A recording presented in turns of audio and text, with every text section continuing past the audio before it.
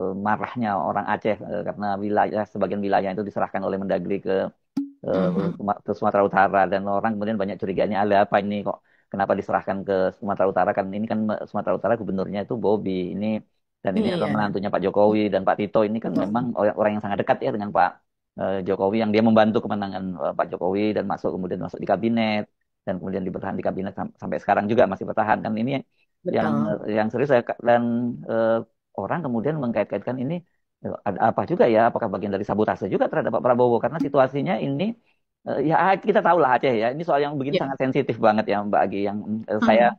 dalam konten saya tadi malam mengingatkan kasus tahun 53 sebenarnya tahun 50 persisnya ya ketika Mhm. Aceh itu akhirnya digabungkan wilayah mirip-mirip sebenarnya kalau pada waktu itu langsung digabungkan dengan Karesidenan Aceh dihapus dan kemudian digabungkan dengan Mhm. Sumatera Utara ya itu membuat kemudian mantan gubernur militer dan juga tokoh dan apa tokoh ulama sana ya Daud Bereh itu kemudian melakukan pemberontakan dan bergabung dengan ITII.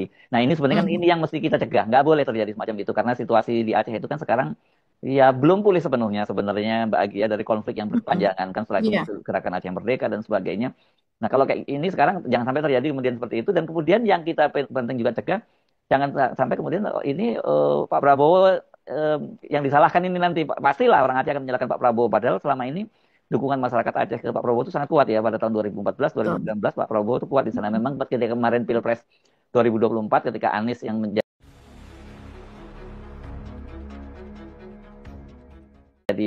calon itu Mhm. eh, yang menang Anies di sana. Tapi saya tahu ini Mualem atau Tengku Muzakir Manas ini dia ini cukup dekat dengan Pak Prabowo dan selama ini selalu mendukung pemerintahnya Prabowo kan gitu. Iya, ya, betul sekali Mas Hersu. Jadi ini memang sebetulnya masalah ini sudah apa ya berlangsung cukup lama gitu ya. Mm-mm. Seperti halnya dijelaskan oleh Menteri Tito gitu. Jadi ini biasalah konflik perbatasan atau perebutan wilayah atau ketidaksepakatan atas batas-batas wilayah gitu.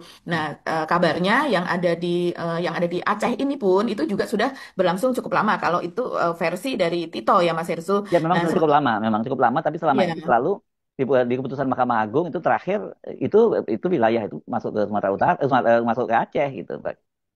Betul, dan itu memang berdasarkan bukti-bukti itu kan memang Ya, berdasarkan sejarah, terus yes. kemudian prasasti apa dan sebagainya, gitu ya. Mm-mm. Mungkin sedikit saja kita singgung, mungkin di HP sudah ada, tapi pemirsa of the record mungkin belum menonton. Ini kita singgung apa saja sih Mm. bukti-bukti sejarah bahwa ada 4 pulau, yaitu Pulau Panjang, Pulau Lipan, Pulau Mangkir Gadang, kemudian Pulau Mangkir Ketek, begitu ya. Itu Mm. selama ini masuk ke dalam wilayah Aceh. Mm. Dan sekarang juga masyarakat ini kan memperlihatkan bahwa mereka berKTP Aceh apa dan sebagainya begitu. Jadi itu sebagai salah satu bukti-bukti. Memang menurut Pak Tito batas wilayah darat itu memang yang selama ini sudah disepakati. Tapi batas wilayah laut itu yang memang diperebutkan begitu dan belum disepakati. Kenapa? Karena memang memiliki potensi minyak dan gas yang dianggap sebagai harta karun. Jadi bukan Oh, jadi iya. itu Jadi motifnya ya kira-kira itu Mbak Aki ya. motifnya pasti itu Mas Hersu, karena di berbagai wilayah yang lain seperti di Halmahera, apa wilayah-wilayah yang lain yang dimana terjadi sengketa perbatasan, motifnya selalu sumber daya alam. Kalau Mm-mm. tidak ya seperti yang di Kediri dengan sebelahnya apa ya kalau Kediri ya, saya masih ingat itu perebutan wilayah Gunung Kelut. Jadi Gunung Kelut Oh, ini kan memang memiliki potensi wisata yang sangat besar begitu ya, pendapatan dari situ untuk pendapatan Pak. asli Lima daerahnya itu ya. Mm. signifikan. Jadi akhirnya terjadi perebutan ketika itu. Nah, di Halmahera juga begitu sumber daya alam. Nah, ini tentu saja itu Mas Hersu gitu. Tapi baru lagi-lagi ini apa diputuskan pada masa Bobi, keputusan Mm-mm. Menteri Mendagri yang diputuskan oleh Mm. Tito Karnavian ini diputuskan di masa Bobi yang tentu saja ini membuat banyak dugaan begitu ya bahwa Mm. ada keterlibatan Pak Jokowi, cawe-cawe Pak Jokowi, bahkan ada media yang menyebut karena memang bukan media memberitakan tentang apa pendapat para tokoh begitu ya Mm. atau para pengamat yang mengatakan mungkin berdasarkan itulah kalau orang senangnya cawe-cawe. Jadi akhirnya dianggap ini pasti ada keterkaitan dengan itu gitu. Dianggap sebagai geng solonya Pak Jokowi apa bahkan dianggap sebagai ini pasti ada permintaan begitu. Mm. Nah,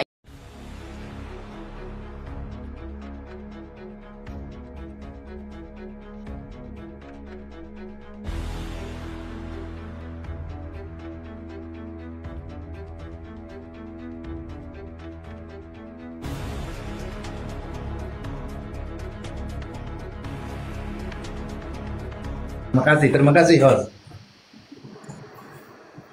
Saya pingin ini aja, pingin semakin tahu seperti apa sih perkembangan itu gitu maksud saya.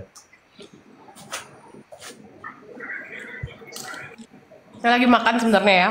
Bang Joseph, silakan Bang Joseph. Lanjut aja dulu Rin, lagi bentar lagi. Lanjut yang lain dulu lah, bentar. Kumpulkan nyawa dulu, baru bangun ini. Di Pulau Bintan itu, Tanjung Pinang itu kan tanah merah, itu bauksit di sana, tambang Ya, bauksit benar. ya, bukan nikel. Benar, boksit ya. Ya. Jadi gini Bang Joseph, ada pertanyaan menarik tadi. Ketika kontrak karya dan Kepres 41 tahun 2004 sudah dikeluarkan oleh Megawati Soekarno Putri kan seperti itu. Apa efeknya kepada negara Republik Indonesia apabila izin itu dibatalkan secara sepihak? Dan saya sudah menjawab, kita bisa dituntut secara internasional seperti itu. Dan kita juga harus berkewajiban untuk membayar ganti rugi kepada pihak perusahaan, yang mana itu adalah kumulatif biaya mulai dari berdirinya perusahaan ini sampai tahun 2017 gitu. Jadi bisa nggak dijelaskan dengan perspektif hukumnya Bang Joseph? Bang Joseph ya baru bangun itu. Baru bangun aku Rin, nanti Bukan lagi cari gorengan dia. lagi ngumpulin nyawa dia itu. Iya. Semalam tanya Bang Zek sampai jam berapa gue di rumah apa di rumah? Di room siapa? Di apa room flame? Yang lain dulu Zek. Yang masih ada PC Bobby. Lagi ngumpul-ngumpul nyawa ini. Ya, Bobby itu sama dengan Bung Haye ya? masalah tambang ini yang paling besar-besaran justru di Bangka Belitung. Di Bangka Belitung itu satu pulau seluruh kanan dan kiri depan belakang itu penghasil timah terbesar. Kalau penerapan kayak itu sejak dari zaman Belanda sampai saat ini. Kalau untuk penerapan istilahnya tambang rakyat, ya memang habis rakyat Bangka Belitung itu tidak bisa apapun. Karena kalau namanya tambang konvensional itu untuk milik pribadi-pribadi itu akan ditertibkan, yang memang mereka susah Nah, tambang-tambang yang berdiri masyarakat itu memang betul bekas-bekas tambang yang PT-PT yang sudah tutup, yang notabene sudah dirapikan lagi dari PT yang ditinggalkan tadi, digali lagi oleh masyarakat. Nah, sekarang ini pemerintah daerah pun sangat kesulitan untuk menghalau itu. Jadi pada akhirnya setiap pilihan bupati, gubernur dan lain-lain itu kalau kampanye istilahnya mereka berani untuk menertibkan konvensional itu tidak akan terpilih dah. Itu loh. Maka itu gimana ya? Karena ini kan serba repot. Kalau pemerintah ini tidak menggunakan tambang, mereka tidak punya pengekspor, ya kan? Karena apa yang di dalam kandungan isi bumi pertiwi ini kan memang miliknya negara, akan tapi semuanya kan semua atas izin masyarakat dan rakyat setempat. Tapi kalau semuanya harus diterapkan penutupan ya memang bingung juga kita butuh besi, kita butuh bahan timah, kita butuh aluminium, kita butuh galvanis dan lain-lain kan begitu. Nah, pada akhirnya kalau Indonesia seluruh tambang-tambang itu ditutup berarti kita harus ngekspor. Sedangkan pemerintah ngekspor diprotes juga. Gitu. Kan bingung lah. Bingung juga kan. Kayak sekarang contohnya kayak di Sulawesi. Memang betul pusatnya nikel itu ada di Sulawesi. Kalau masalah melihat laut warnanya apa ini udah usah jauh-jauh, Bangka Belitung sekelilingnya itu warnanya warna kuning karena tambang timah. Nah, yang itu tadi kalau seluruhnya mau ditertibkan semuanya ya dari mana pendapatnya negara, dari mana pendapatan daerah setempat. Kan mereka itu kan kerjasama separuh-separuh. Pemerintah juga membiayai, daerah juga membiayai. Kalau seluruhnya ditertibkan ya itu tadi. Kita pasti negara akan membutuhkan ekspor dari semua kebutuhan karena Indonesia juga tidak henti-hentinya untuk membangun. Sedangkan biji-biji itu kan semua dari dalam tanah, biji besi, biji aluminium, semuanya itu kan dari tambang. Bingung kita. Kalau istilahnya kayak gitu. Itu dulu, Has. Siapa tahu ada tanggapan dari teman-teman. Monggo. Oke, ini kita apa ya? Ada tamu yang baru, Bang Eko 010, silakan.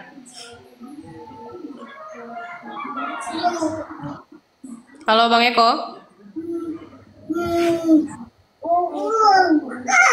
Halo Bang Eko. Halo, ya. Ya, silakan. Ya, saya baru bergabung nih, kalau saya terkait tambang ya, memang tidak khusus di Raja Ampat aja, secara keseluruhan memang itu tambang secara keseluruhan itu lebih banyak dampak negatifnya daripada positifnya. Kalau dampak negatifnya jelas untuk lingkungan. Kalau positifnya memang secara ekonomi, itu memang berpengaruh baik kepada masyarakat setempat ataupun kepada negara secara umum melalui pendapatan misalnya. Tapi ya itu memang untuk dampak lingkungan selama ini kajiannya itu apakah sudah benar atau tidak kan kita nggak tahu. Karena ada pengakuan masyarakat, dia tidak mengetahui tiba-tiba izin muncul misalnya. Atau hanya sekedar masyarakat yang sekelintir saja yang diajak dialog atau berdiskusi, tidak secara umum gitu. Jadi kalau saya melihat dulu pengalaman ya di tambang, saya lama tugas di Karimun Kepulauan Riau. Itu dulu kita tambang pasir itu kirim ke Singapura. Tapi ya semakin ya Singapurnya semakin maju pulaunya, ya Kepri-nya dapat dampak lingkungan aja, sampai nelayan pun susah menangkap ikan. Maksudnya bukan susah ya, ikannya itu semakin sedikit. Ya dampak kayak Raja Ampat, tadi ada abang yang menyampaikan di Bangka Belitung. Kemudian kalau di Raja Ampat ini memang sekarang belum terlihat ya. Kemudian ya terkait untuk dampak ekonomi ke negara juga ya. Saya itu dengarkan analisa Bang almarhum Faisal Basri itu terkait nikel ini kan. Memang itu sebenarnya lebih menguntungkan negara lain ya, khususnya Cina daripada Indonesia sendiri. Pendapatan kita juga cuma sekian persen saja sebenarnya. Tapi apa dampak untuk lingkungan kita, untuk anak cucu kita kan lebih besar. Kalau saya sih lebih berpendapat kalau sumber daya alam kita ini penuhi kebutuhan kita aja dulu. Untuk itu yang abang siapa tadi nyampaikan. Ya betul, kita untuk pembangunan kita mau besi, mau aluminium semuanya kita butuh juga. Tapi ya kita prioritaskanlah apa kita dulu kebutuhan di dalam negeri. Kalau untuk ekspor keluar kita harus benar-benar menganalisa kita dapat keuntungan nggak dari situ. Kalau dapat keuntungan berapa besar? Kalau hanya persentase kecil ngapain? Itu Cina juga apa kita batu bara kita, nikel segala macam itu dari kita itu. Tapi yang semakin maju Cina kok. Kita apa dapat? Saya rasa cuma dapat untuk anak cucu, hanya kerusakan lingkungan aja ke depan. Dan ada juga memang aturannya setelah itu ditambang ya. Daerah tambang itu kan harusnya ada semacam konservasi atau ditanam kembali. Sekarang pengawasannya gimana? Kan enggak juga kan? Jadi ya kita juga perlu juga untuk keberlanjutan lingkungan itu. Mungkin itu aja dari saya. Terima kasih, Mas. Oke, makasih Bang Eko. Kita lanjut dulu guys ke Bang Randi. Silakan Bang Randi. Gini, itu kan yang sisain cuma satu ya, PT GAK kan. GAK itu punyanya Antam, anak perusahaannya Antam. Jadi memang begini, dari sisi ekonomi kan sebenarnya kalau misalnya itu diputus semua juga kan berpengaruh banget sama perekonomian lokal maupun nasional kan gitu. Nah sedikit banyak pastinya kan ada sumbangan pajak yang dinikmati sama pemerintah daerah dan pusat. Ada DBH juga biasanya, ada CSR juga yang dinikmatin. Ada lapangan pekerjaan kan gitu. Jadi banyak faktor sebenarnya kalau kita tuh mau nutup satu tambang. Nah, kalau misalnya tadi ditanya Mbak Ririn bilang kita cabut izinnya begitu aja, kalau untuk PT GAK sebenarnya sih nggak mungkin dia yang mengajukan ke arbitrase internasional ya, karena itu kan punyanya BUMN kan gitu. Nah, cuma begini, apa sih namanya?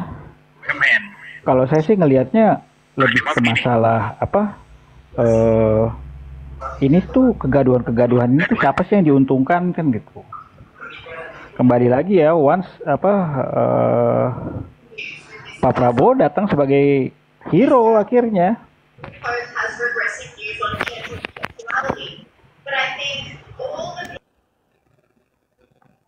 Oke, saya lanjutin ya.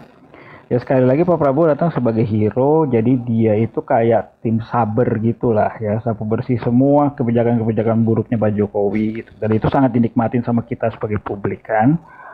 Ya kalau saya berpikir, analisa saya ya, kalau misalnya pemilu 2029 dilaksanakan hari ini, Pak Prabowo itu pasti menang. Tanpa menggunakan instrumen kekuasaan pun pasti menang. Gitu, jadi